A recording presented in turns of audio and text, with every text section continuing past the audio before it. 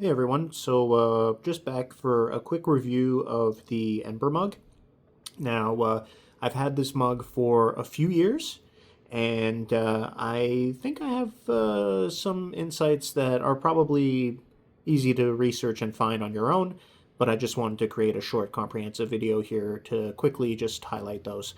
So, if you are someone who works from home, I believe that this mug is really useful. For me, I have the charging coaster, and I like to make my latte in the morning, and I let it sit on the coaster, so it's always got battery power. And the really important thing is that it keeps my latte hot while I'm, sometimes moving here and moving there, picking something up over here, letting things kind of coast.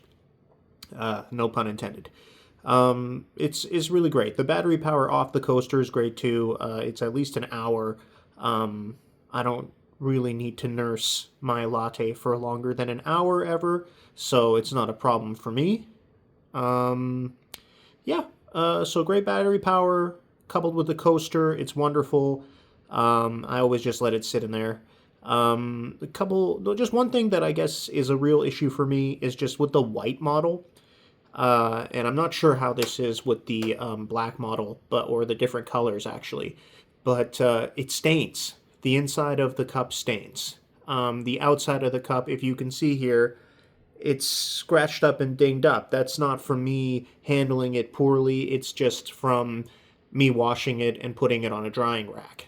It's going to happen over time. It's unavoidable.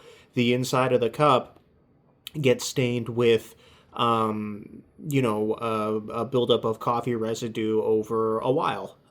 You can definitely clean that out with a magic eraser. I'm sure there's forum entries about that online.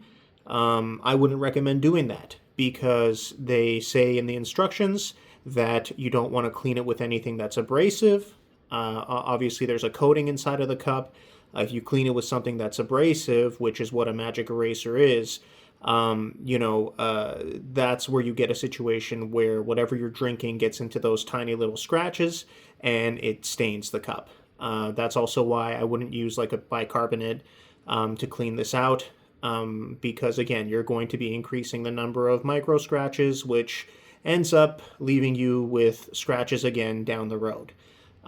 So yeah, for that reason, it's over $100. This is a $200 mug in Canada. It just doesn't make sense to me that staining like that would be an issue. I don't like that. For that price point, I really don't like that. But the utility is great.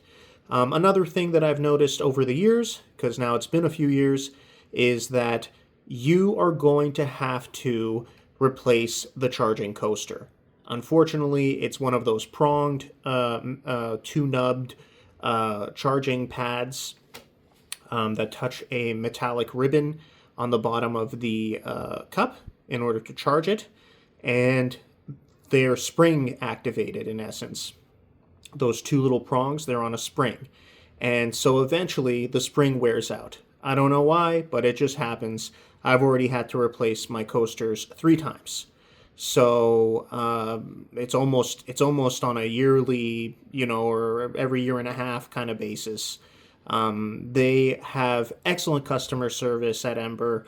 They will replace them for you free of charge a lot of the time. Also, the warranty's great on these. If there's a problem, if you don't like the staining, they will replace the cup for you. So I can't speak greater about the customer service over there.